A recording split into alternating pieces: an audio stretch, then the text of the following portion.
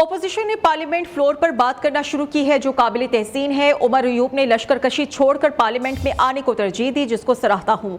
وزیر قانون اعظم نذیر تارڑ کا قومی اسمبلی میں اظہار خیال، کہا کہ پارلیمنٹ میں دلیل اور منطق سے بات ہوتی ہے، عوام نے ہمیں اسی چیز کا مینڈیٹ دیا ہے۔ اپوزیشن سے استدعا ہے تنقید کریں لیکن اچھی چیزوں کو سراہیں بھی۔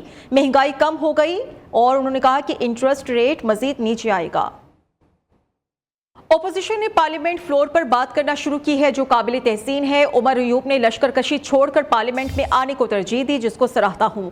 وزیر قانون اعظم نذیر تارڑ کا قومی اسمبلی میں اظہار خیال، کہا کہ پارلیمنٹ میں دلیل اور منطق سے بات ہوتی ہے، عوام نے ہمیں اسی چیز کا مینڈیٹ دیا ہے۔ اپوزیشن سے استدعا ہے تنقید کریں لیکن اچھی چیزوں کو سراہیں بھی۔ مہنگائی کم ہو گئی اور انہوں نے کہا کہ انٹرسٹ ریٹ مزید نیچے آئے گا۔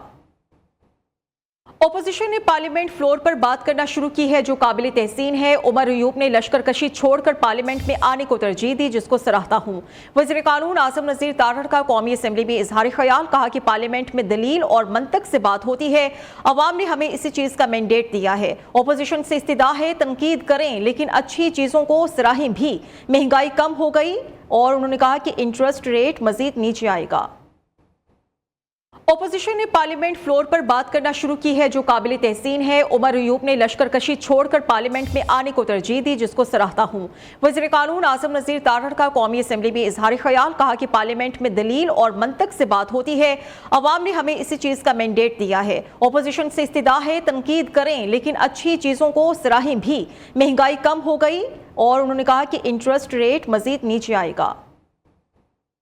اپوزیشن نے پارلیمنٹ فلور پر بات کرنا شروع کی ہے جو قابل تحسین ہے۔ عمر ایوب نے لشکر کشی چھوڑ کر پارلیمنٹ میں آنے کو ترجیح دی، جس کو سراہتا ہوں۔ وزیر قانون اعظم نذیر تارڑ کا قومی اسمبلی میں اظہار خیال، کہا کہ پارلیمنٹ میں دلیل اور منطق سے بات ہوتی ہے، عوام نے ہمیں اسی چیز کا مینڈیٹ دیا ہے۔ اپوزیشن سے استدعا ہے تنقید کریں لیکن اچھی چیزوں کو سراہیں بھی۔ مہنگائی کم ہو گئی اور انہوں نے کہا کہ انٹرسٹ ریٹ مزید نیچے آئے گا۔